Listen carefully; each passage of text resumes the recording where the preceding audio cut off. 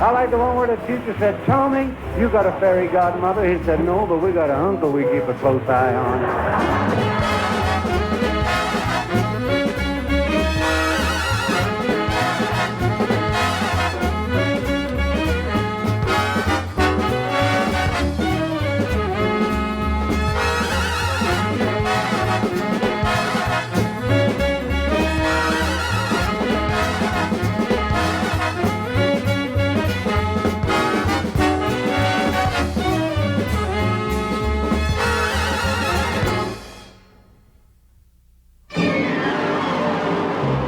On August 10, 1960, a movie premiere was held in the city of Las Vegas.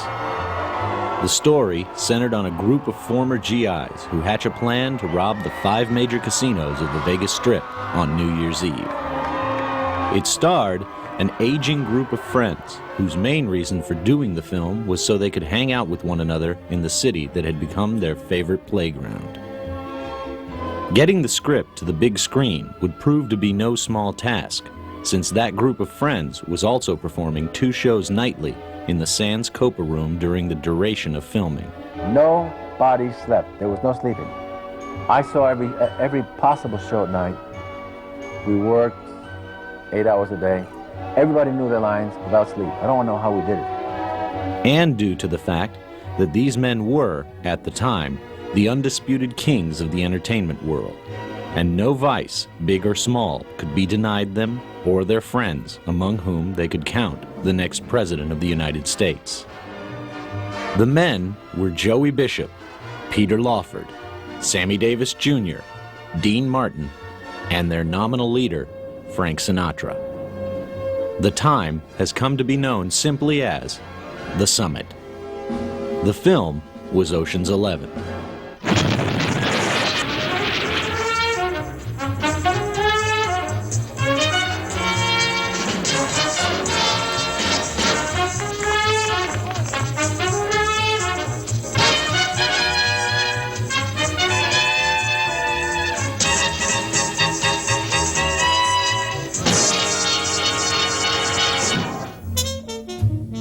In 1952, there was little indication that Frank Sinatra would one day reign as the most popular and successful star in the world.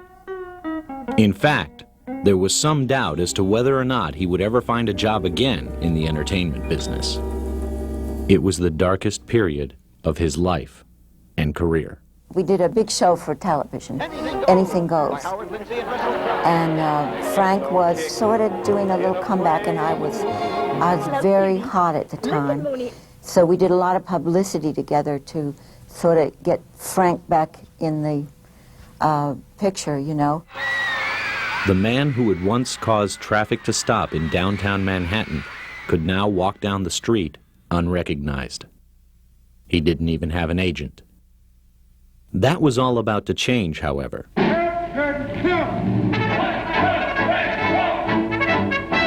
In 1953, Sinatra waged an all-out campaign to win the role of Private Maggio in the Columbia picture From Here to Eternity.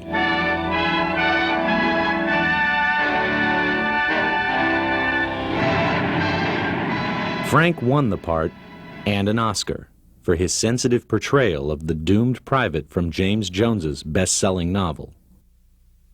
Frank Sinatra was back in show business. By 1960, he was on top of the world, and Las Vegas was his own personal amusement park. The idea for what would eventually become Ocean's 11 had been floating around Hollywood for quite a few years. In 1955, director Gilbert Kay approached his friend, British actor Peter Lawford, with an idea for a movie about a group of army buddies who decide to pull a heist and get rich. Lawford was intrigued, but Kay also insisted on directing the movie, so Lawford passed on the idea. By 1958, Kay had still not been able to sell the concept to anyone, so he again approached his old friend Peter. This time, however, he had no demands to direct. Peter bought the idea for $10,000. It turned out to be a wise investment. Lawford had just mended fences with Frank Sinatra after a feud that had erupted over Peter's friendship with Frank's ex-wife, Ava Gardner. But that was all in the past. Peter was now a married man, and his wife, or rather his wife's family, were people Frank Sinatra wanted to get to know. Peter Lawford, himself the son of Sir Sidney and Lady Lawford, had married into what many people considered America's royal family, the Kennedys. His wife, Patricia, was the sixth child of Joseph P. Kennedy, former ambassador to Great Britain, and the sister of the young and dashing senator from Massachusetts, John F. Kennedy. Though he had not yet announced his intentions, it was becoming apparent that JFK was about to make a bid for the White House. And Frank Sinatra and his friends would help him get there.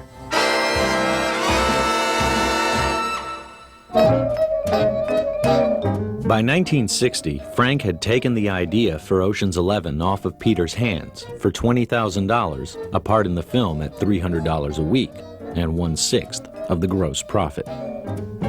Lawford's initial $10,000 investment would ultimately reap just over $500,000. Filming for the movie would take place on location in Las Vegas. The 5 major casinos had given the film company complete access to their facilities for the duration of the shoot. Or rather, they had agreed to let Frank Sinatra do whatever he wanted to do, because without him and his friends, there would be no Las Vegas. I was interviewed to work as a chorus girl at the famous Sands Hotel. Well, I got my first car I bought in Las Vegas. And he's in the lounge area, and I go running over, Frank, would you like to go for a drive? He said, sure. And he's driving, and we get stopped by the police. The policeman leaned in, okay, let's see your license. And then he looked down and he saw who he was. So he leaned down and he said, okay, well, you know what you did there, and just don't do it again. It was decided that Frank, Sammy, or Dean would perform every other night in the Copa Room at the Sands, since they were Vegas's biggest headliners and would be in town anyway. Because I've got you under my skin. But a curious thing began to happen. While Frank was on stage, Dean and Sammy couldn't resist heckling him and joining in on a few numbers.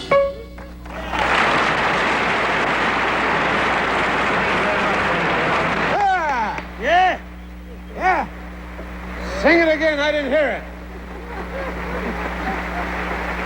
Well, how many more you think he's gonna do, Sam? I don't know, but he sure sing good for a white fella, don't he? Not ones to be left out, their buddies Peter Lawford and Joey Bishop would often join in on the fun as well. Right in my eyes, Jack. Soon, the 5 were performing 2 shows a night in an informal setting. Seeing as how we didn't get any dinner, we're going to get right on the train. Our time the chef whip something up for us while we're here on the stage. Well, let's drink up and be somebody. Let's drink up and be anybody. Word began to spread. Tickets for the shows were fast becoming the most prized possessions in town. In the first week alone, the Sands had to turn down over 18,000 reservation requests for a room that sat only 800. He's calling a summit meeting of his own, and it's going to be a summit to top them all. It was around this time that the media latched onto Frank's nickname for him and his friends to describe what was happening in the Copa Room, the Summit. But there was still a movie to be made. The shooting schedule for the film would have to be tailored to meet the needs and demands of its stars, who were now on an almost 24-hour schedule. That meant that no individual Rat Packer was expected to be on set for more than 3 hours at any given time. Not that getting them on the set for any amount of time was all that easy. Nobody slept. There was no sleeping. There was... I saw every possible show at night. We worked 8 hours a day. Everybody knew their lines without sleep. I don't know how we did it. A typical day consisted of shooting the scene slated, lunch, a few cocktails, the first show in the Copa Room, dinner, a few more cocktails, the second show, and then gambling and carousing until dawn, at which time most of the pack could be found in the hotel steam room, decompressing. We used to have a lot of laughs in the steam room at the Sands Hotel when Frank bought us all terry cloth robes with our names on the back, but not our real names. Like he would put the Pope on his back. He was the Pope. Dina was the sot. They used to love to think of him as a drunk. Sammy, Smokey the Bear, because he used to run around like little Smokey the Bear, you know. Peter Lawford, they had to question him out because they didn't even know who the hell he was. Little food, F-U-D. We're doing 6 shows a night here. We're hungry. How many? Well, 2 here, 4 in a room. That's 6, Daddy. I don't care where you count it. In fact, during the shoot in Vegas, the entire group would only be on camera one time, and that was for the closing credits. For the most part, director Louis Milestone would only get 1 rat packer, maybe 2, for any given scene. The rest would take this time to catch a few hours sleep, take a steam, gamble, and enjoy what Las Vegas had to offer, which included free chips at the casinos, free booze in the bars, and miles of beautiful legs, all attached to gorgeous showgirls. On February 7th, Senator John F. Kennedy arrived in Las Vegas on an around-the-country campaign tour. He also took time out to catch the shows in the Copa Room, featuring his brother-in-law, Peter Lawford, and his brand-new friend and supporter, Frank Sinatra. Sinatra had become such a booster for Kennedy, in fact, that some in the press redubbed he and his friends the Jack Pack. Frank would always take time out to introduce the charismatic Kennedy from the stage whenever he was in the audience. Everyone wants to back Jack. Jack is on the right track 'cause he's got high hopes. He also contributed a remake of his hit High Hopes with rewritten pro-Kennedy lyrics as the new campaign song. But that wouldn't be all that Sinatra would do for his friend John Kennedy. Among Frank's other associates were some whose influence was just as, if not more powerful, than that of the Kennedys. They just weren't as socially acceptable. And would you tell us about the vice operations down in Lake County, Indiana? Declined to answer because I honestly believe my answer might have been incriminating. Would you tell us whether if you have opposition from anybody that you dispose of them by having them stuffed in the trunk? Is that what you do, Mr. Giancana? Momo Salvatore Guingano was born in 1908 in the poorest section of Chicago. Enduring a brutal upbringing at the hands of his father, the young boy ran away from home at the age of 12 and joined a street gang called simply 42. At 15, he had already gained a reputation as a cold-blooded and ruthless killer. At the age of 21, he took part as the driver and one of the triggermen in the infamous St. Valentine's Day Massacre.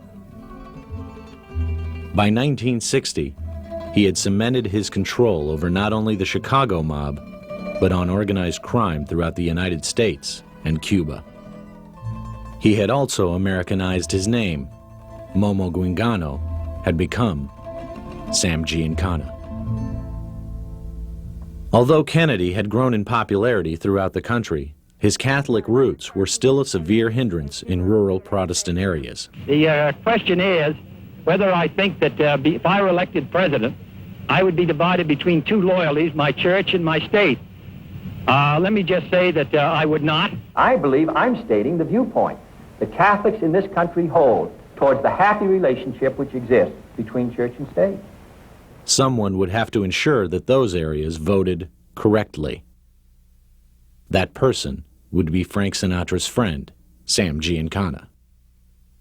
As a gift to Kennedy's campaign, Giancana and other mobsters provided $1 million in cash to Kennedy during his swing through town. They also provided 4 girls for the senator's entertainment. Filming on the movie was progressing smoothly, The only problem being that Frank and his pallies didn't like doing multiple takes. Most of the time, they would give Milestone one take and then be off to amuse themselves in one of the casinos. So strong was Frank's aversion to doing more than one take that he had actually walked off the set of Carousel a few years before, never to return. When he got to the set in Boothbay Harbor and he saw two cameras, we were doing it in CinemaScope 55, and some of the time, not all of the time, but some of the time we would have to shoot twice, the same scene twice. And, you know, Frank is known for doing one take. That's his philosophy, that's the way he feels, and he feels that's his best, is his first take. So when he saw the two cameras, he said, I signed to do one movie, not two. And back in the car he got and back to the airport. And it was astounding to everybody. Of the five, Sammy and Joey were the most reliable when it came time to do their scenes. Dean, too, could be counted on to know not only his own lines, but also the lines of every other character in the script and the descriptions in between the dialogue. Frank and Peter, however, were more concerned with living it up and chasing girls. You make me feel so young. They played hard, and twice a night as they mounted the stage in the Copa room, they brought the party along with them. Mark! Get him the hell off of there! Mark! Keep singing it till you get it right, baby. You make me young. You make me feel like spring sprung. Yes. Every time I see you grin. What happened? I'm such a happy individual the moment that you speak. What do I say? I want to go play hide and seek. The shows were growing looser, with the heckling and jokes becoming more and more frequent. Frank even found time to plug his restaurant during Sammy's numbers. Peter and Sammy would do a dance routine that Sammy had worked up for them due to Lawford's talent as a dancer, a skill he had displayed with Jimmy Durante a few years earlier. Spending all my money for your fancy clothes. Though Peter couldn't sing and was more accustomed to being on a film set than a nightclub stage, he held his own against these heavyweights of the late-night circuit. Davis, on the other hand, was in his natural element, having once called Las Vegas his spiritual home. Sammy had risen to worldwide fame as part of the Will Maston Trio, which also featured his father, Sammy Davis Sr., and his uncle, Will Maston.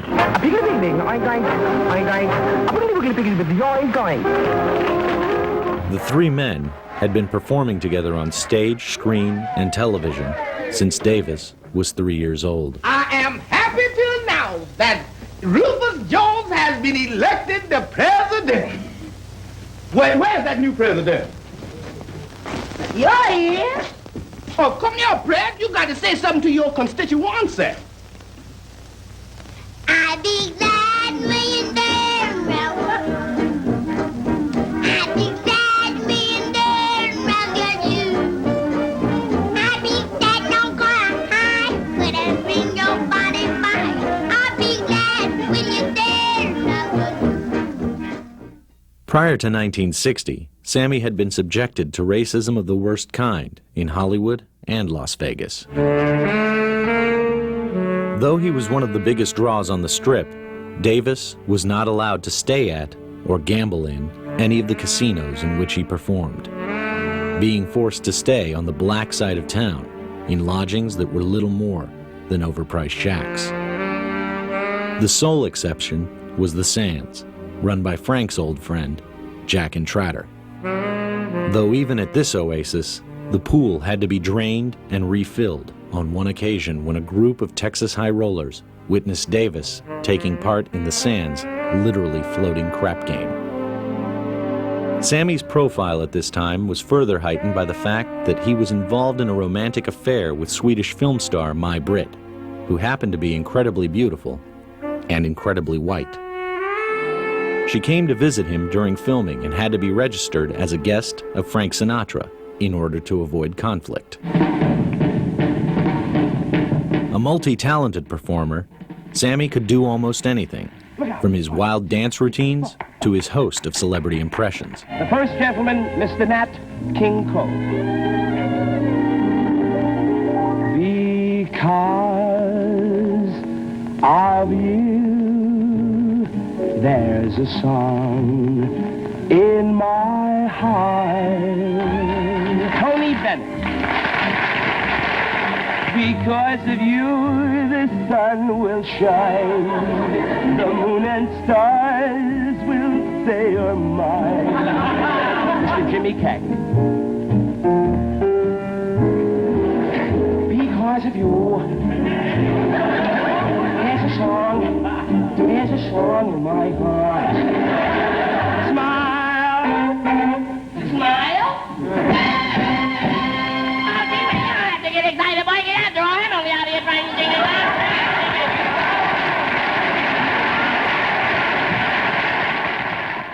Dean, on the other hand, was always as loose on stage as he appeared to be in real life. I did the editing, I did the writing. It worked. He played golf. Sure, it's Dean Martin. It was easy. It was just easier. If he didn't have to put his mind to work, he didn't. We won't tell Jerry. His incredible voice belied a puckish sense of humor, and Martin could always get the audience laughing.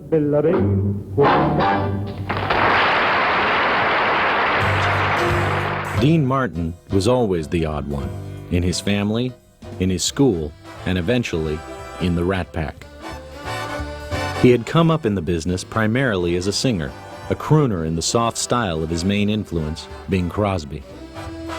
He would sing in small nightclubs and bars, garnering good notices and annoying comparisons to another Crosby-influenced Italian singer, one Francis Albert Sinatra. It wasn't till July of 1946 that Dean Martin found his ticket to the big time. It wouldn't be a hit record, or a song, or even work with a big band that would take Dean to the top. Martin's golden opportunity came in the form of a 19-year-old Jewish comedian whose entire act at this point consisted of him lip-syncing outrageously to records. His name was Jerry Lewis. Martin was performing at the 500 Club in Atlantic City, New Jersey, on the same bill with Lewis when the skinny kid with the weird act heckled him for the first time. All right, if you do me a favor, you and I will become friends. I gotta do you a favor first? That's right. And if I do, we won't argue? Never again. You swear? Swear. Scouts honor? Scouts honor. Take 2 giant steps. Go back. You didn't say may I. I'm all right now. But Dean didn't get upset. In fact, he was downright amused. And he could give back as good as he got. Let's make it a little harder, huh? All right. You and I do a trio. A trio? What's so funny? Where are we gonna get 4 guys? The audience loved it. So much so that mobster Skinny D'Amato, who owned the 500 Club and who that very night had fired Jerry Lewis, now told the duo that they would be performing as a team. It was an offer they couldn't refuse. By the end of the week, people were lined up around the block to see the new team of Martin and Lewis. By the end of the year, they were commanding $15,000 a week in a time when the average person made $3,000 a year. I tell you what, you want to come up for coffee? We ain't got any. They were even bigger stars than Frank Sinatra. Of all the members of the Rat Pack, the one that almost everyone worried about was Joey Bishop. Many people wondered if this soft-spoken Jewish comic could hold his own with the powerhouse talents of Frank, Dean, and Sammy, as well as the movie star appeal of Peter Lawford. They needn't have concerned themselves. Sammy Davis, Frank, and Dean weren't doing too well. Yes. They came to me and said, Joey, we need a name that'll work with us. I said, you got me. So we went to Vegas, and they showed them how much I wanted to help them I wouldn't even let them put my name on top. I insisted to go on the bottom. Joey was born Joseph Abraham Gottlieb in New York City in 1908. He only weighed 2 pounds 14 ounces at birth, making him the smallest baby ever born at Fordham Hospital. At the age of 21, he had eschewed working in his father's bike shop for a job as a waiter and MC at a Chinese restaurant in Manhattan. It would be a long road to fame and fortune, but ever the scrapper, Joey managed to get himself booked into some of the biggest nightclubs of the day, including New York's famed Copacabana, where he was on the same bill as the current singing sensation, Frank Sinatra. What won the night for me in New York at the Copa, you know, they're not waiting for me, they're waiting for Frank Sinatra to come out. And my opening line was still repeated today. Yeah. I looked at the audience and said, I can't believe the size of this crowd. I hope his following shows up. Frank was impressed by Joey's timing on stage and with his ability to improvise in any given situation. Everybody eat! By 1960, when he was putting together his cast for Ocean's 11, Joey Bishop seemed like the perfect person to have around for the ride. Not that he didn't pull his own weight. During the famed shows in the Copa Room, Joey acted as an MC of sorts, as well as functioning as den mother and traffic cop. He was also in charge of the booze. Frank revealed later that Bishop was largely responsible for most of the jokes that the five legends told on stage, all of it subtly written to come off as spontaneous. The audiences lapped it up. Both shows each night were standing room only, and the casinos were raking in more money than even they had thought possible. Vegas was now the in place to be. It hadn't always been that way. Las Vegas started out as nothing more than a stop along the way to the orange groves and beaches of California. There seemed little hope of it ever becoming anything more than a dusty desert town with one foot in the past. That is, until Bugsy came to town. Bugsy Siegel was a man with a vision, and it was he who invented Las Vegas. At least that's how the legend goes. The truth was a little more complicated than that. Benjamin Bugsy Siegel was a member of Murder Incorporated and partners with both Salvatore Lucky Luciano and Meyer Lansky. While it was true that Las Vegas little resembled what it would ultimately become, gambling had already been established in the city almost as soon as Nevada had made it legal, as a way of keeping the state afloat during the Great Depression. The mob, too, had already muscled its way into owning a piece of the action by the time Bugsy stepped into the desert and had his revelation.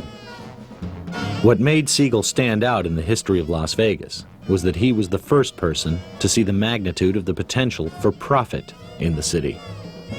But a few changes would have to be made first. Gone would be the simple gambling dens that now inhabited the Vegas Strip, to be replaced by huge glitzy monoliths with luxury rooms, 4-star meals, and 5-star entertainment. Entertainment that would almost certainly include Bugsy's friend, Frank Sinatra. Sinatra had first met Siegel when Bugsy had come out to Hollywood to organize the West Coast operations of the mob. The kid from Hoboken was quite taken with his new gangster buddy.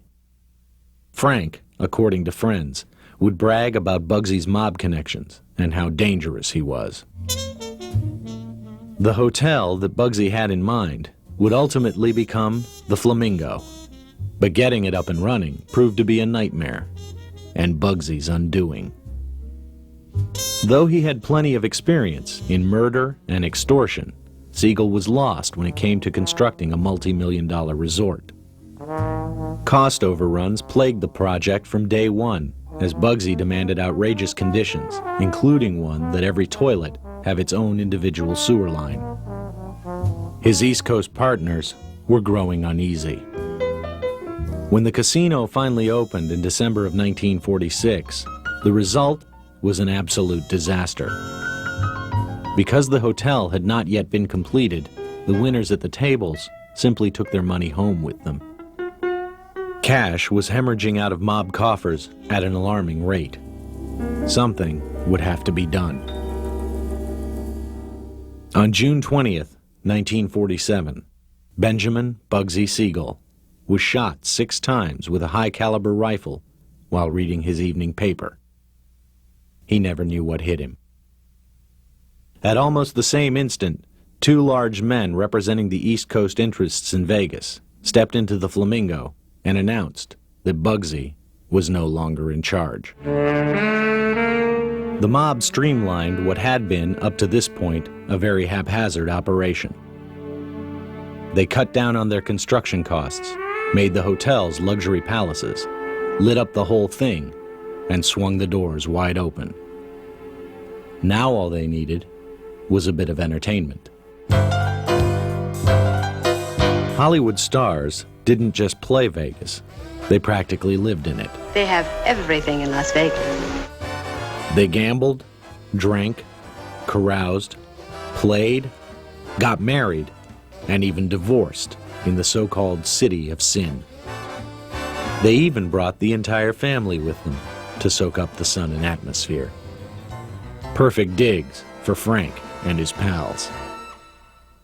But even in a city full of swingers, Frank Sinatra and company stood out. I spied a young cowboy wrapped up in white linen.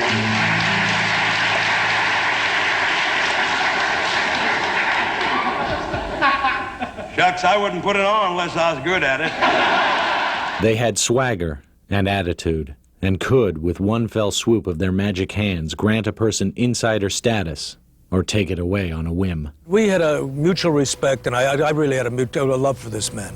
As a matter of fact, I even do a joke in my act where I say Frank Sinatra saved my life in 1967 in front of the Fontainebleau Hotel. 5 guys were beating me up, and I heard Frank say, "That's enough." They had their own language, their own style, and their own way of doing things. And everyone wanted to be just like them. When Frank goes anywhere, whoever's with him goes first class. Right. What he did not know was they all had suites on the 15th floor, and they gave me a room on the 7th floor. So he said to Sammy, run down the hall and get Joey and tell him we want to rehearse something. So Sammy says, he's not down the hall, Frank, he's on the 7th floor. Now Frank calls down and he says, if Joey Bishop isn't on the 15th floor in a suite in 5 minutes, there's no show. Now I don't know this. Right. I'm in my room, here come 22 bellhops. I thought the place was on fire. And he got me up to the 15th floor in the suite. By 1960, they had already conquered almost every medium in the entertainment industry and had decided to only do projects that would, 1, pay big money, and 2, allow them to work as little as possible and have a good time. Ocean's 11 was a perfect project in that respect, and the shows at the Sands were not so much work as an extended happy hour. What'd you come up with, Daddy? I don't know, but I'm gonna make one more turn with this, and there ain't no writing on it. We under arrest, Daddy. Does that say LM on there? Yeah, long mother. Yeah. Ironically, the only 2 Rat Packers who didn't drink on stage were Joey Bishop, who served as the bartender, and Dean Martin, whose reputation as a hard drinker was actually an act, and whose glass of amber liquid was in fact always apple juice. Where you putting that? Everybody hates a smartass, Frank. Yeah, but everybody loves a lover. I'm with you. That was probably the most fun I ever had. Wine, women, and the song. That's what it was. It was just terrific. It was living every man's fantasy. Redheads, brunettes, blondes. It was really, really something. The entire group even found time to do cameo appearances in the film Pepe, which was also filming in Las Vegas at the time and which starred a comedian they all respected, Latin comic sensation Cantinflas. They also managed to get many of their friends to do cameos in their picture, including their nominal mascot, Shirley MacLaine. When filming in Las Vegas was completed, the pack then reconvened in Los Angeles to complete the film. Convention fever grips Los Angeles, where the Democrats convene. Fortunately, that was where the Democratic National Convention was being held, so they wouldn't have to travel far to boost JFK into his party's nomination. Let me say first that I accept the nomination of the Democratic Party. The senator and the Rat Pack were on their way. But for Louis Milestone and Warner Brothers, there were bigger concerns than something as trivial as who would be the next leader of the free world. They had a movie to complete. Although they were now in the safe confines of Hollywood, where studio bosses and moneymen could keep a watchful eye on their investment, their cast had grown accustomed to doing things their way. And their way of doing things could be a nightmare on a movie set.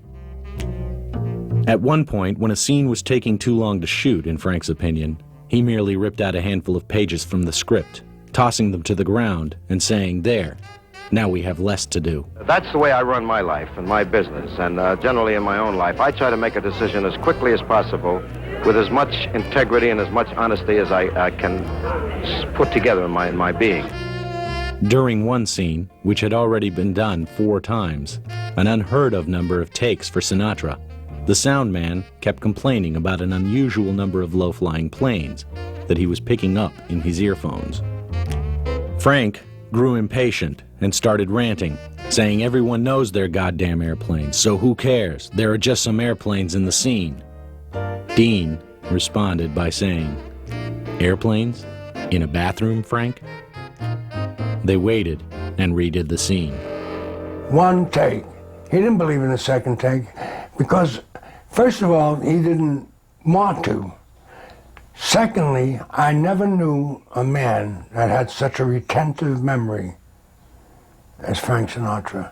He could remember a thing you did 20 years ago and either hold you to it or admire you for it.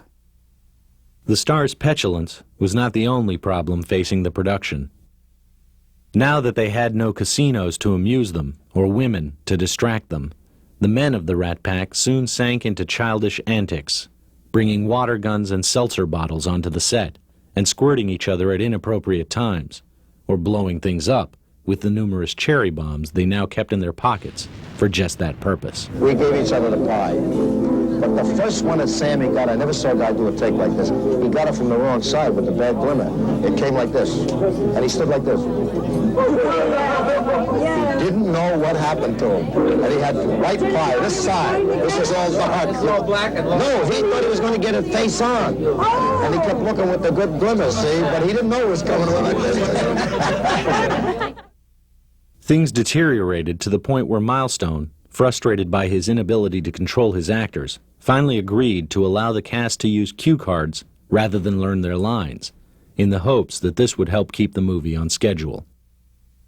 By the time filming finished, Dean and Frank still owed the production one more day's work. Frank and I seldom sing in a picture anymore. I don't know, we're not too crazy about musicals. No, I can't believe No, it's that. the truth. Talk to me. Talk to me. Talk to me. If you're gonna laugh, go sit in the audience. We don't need you on stage. For God's sake, somebody out there talk to him. Unfortunately, the Summit shows had by this time resurfaced in Miami and were now starting the first of a series of performances whose purposes were threefold. 1, they promoted the campaign of John F. Kennedy. 2, they brought in huge paychecks to the performers. And 3, they gave the guys a chance to get out and do what they like to do best: drink, smoke, carouse, and chase girls. Well, Frankie boy, I hope you're happy. I'm not only happy, I'm delirious. Yeah. We got girls, girls, girls. Ah, we got girls, girls, girls. Sammy had one particular girl that he was concerned with. By this time, he had proposed to his girlfriend, Mai Britt, and she had accepted. He had also asked Sinatra to be his best man, which his old friend was more than happy to do. There was, however, a problem. This was 1960, and Davis was a black Jew, and his betrothed, a tall, blonde, white Swede. I would like to take this opportunity to thank the American people for being gracious enough to give us the acceptance that they have, me professionally, and the fact that decent people in this country just say they're two human beings and let them live their own lives. Many people were still very uncomfortable with the idea of interracial marriage in those days. In fact, it was illegal in 32 states and could bring a heavy jail sentence for not only the couple involved, but for the person who performed the ceremony as well. Add to this the fact that Sammy's best man was then a high-profile supporter of a long-shot Catholic candidate for president, and his dilemma becomes clear. The last thing that Davis wanted was to cost John F. Kennedy the presidency. And now here are some of our friends from the Committee for the Arts of the Democratic National Committee, Mr. Sammy Davis, Jr. It was a very real risk. When Sammy had shown up at the Democratic National Convention with his friends to sing the national anthem, he had been booed off the stage by the Mississippi delegation due to the fact that his relationship with Mai had now become public knowledge. Out of loyalty to the man who treated him as an equal even back in the 40s, Sammy called Frank and offered to postpone the wedding until after the election. Sinatra was aghast, telling his friend that there was no reason to do this and stating that he would be there to stand as Sammy's best man, regardless of the time or place. Frank Sinatra, as a friend, he is the kind of guy that every kid in the neighborhood back east where I come from, like in New York, you had one buddy like this. Sometimes you lost touch with him and you never saw him again. But you always had one guy that you said to yourself in your heart, this is my friend. He is my friend, and he is, to me, one of the nicest human beings I've ever known in my life. The wedding was postponed, and John Fitzgerald Kennedy became the 35th President of the United States by a razor-thin margin that included the state of Illinois, where, according to legend, dead men were allowed to vote. Twice, thanks to Sam Giancana and his friends. The Rat Pack would be on hand to crown the new King of Camelot. And so, my fellow Americans, ask not what your country can do for you, ask what you can do for your country. As a reward for his loyalty, Frank was placed in charge of the inaugural gala, which included some of the biggest stars from stage and screen. When he was thanked, personally, by the new president from the stage, the result was the American equivalent of a knighthood in the press's eyes. I know we're all indebted to a great friend, Frank Sinatra. And I want he and my sister Pat's husband, Peter Lawford, to know that we're all indebted to them and we're proud to have them with us. All of the pack turned out for the inaugural, with two notable exceptions. Why can't I fall in love? Sammy had been planning to go, but at the last minute was informed by Kennedy advisors that they would prefer that he not attend, so as not to offend important Southern Democrats who were key to the new administration's ability to govern.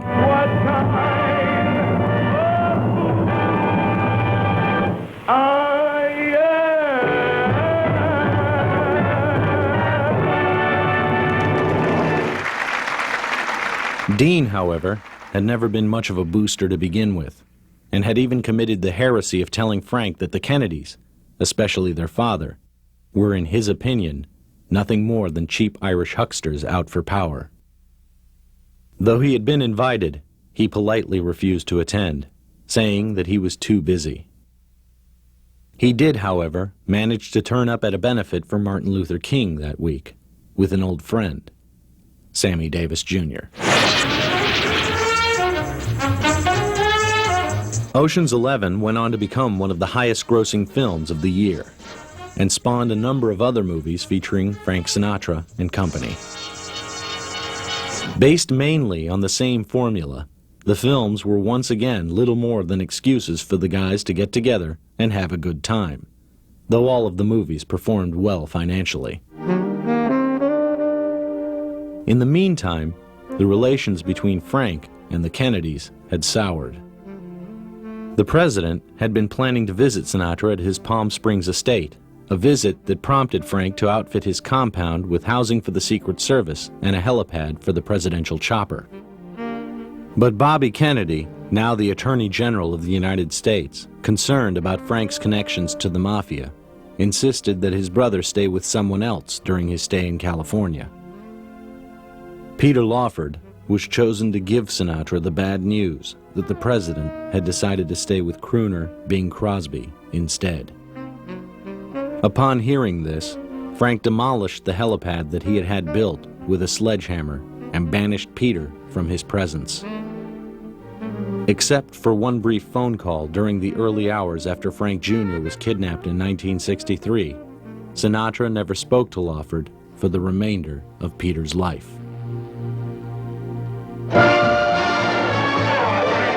One day, while filming a funeral scene for the new Rat Pack movie Robin and the Seven Hoods, terrible news reached the set. The date was November 22nd, 1963, and the news had just arrived that President John F. Kennedy had been assassinated while riding in a motorcade in Dallas, Texas. President Kennedy has been assassinated. The president is dead. Only Peter would attend the funeral. As the 1960s drew to a close, Frank Sinatra and the Rat Pack seemed ever more like an anachronism, with outdated attitudes toward women and vice. But it would not be long before they experienced a rebirth in younger generations, looking for a way to battle against the oppressive dictates of a new social order, bent on something called political correctness. You dirty rat! You get off there! From their point of view, Frank and his buddies were not bad guys. They were merely men out to have a good time. Do the kingfish. Well, we are see the thing here. How are we going to do it? If all the women in Texas were as ugly as your mama, the Lone Ranger gonna be alone for a long time. And their in-your-face attitude was refreshing to a generation that had been reared to walk on eggshells, lest they disturb anyone's feelings. I'd like to thank the NAACP for this wonderful trophy. Put me down! The city they had defined was not immune to the march of time either. Changes were wrought as one by one the casinos of the old school fell to the sword of progress in what could only be described as Vegas style. Las Vegas was forever changed on November 26, 1996 at 2:06 a.m. as the Strip's grand old lady, the beloved Sands Hotel and Casino, also became a victim of the New World Order. When Sammy died in 1989 and Dean in 1995, the lights of the Las Vegas Strip were shut down for a full 10 minutes to honor two men who had done so much to make the gambling capital of the world what it had become. Dean's passing left only Joey and Frank, to which Joey quipped, "Don't say anything, Frank's got connections." The lights were dimmed yet again when Sinatra himself passed into the big casino, as he called it, May 14th, 1998.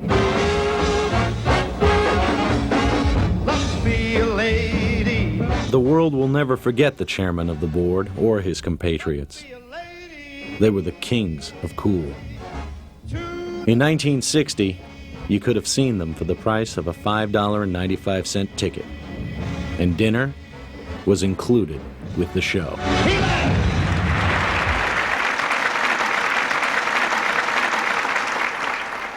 1, 2, 3.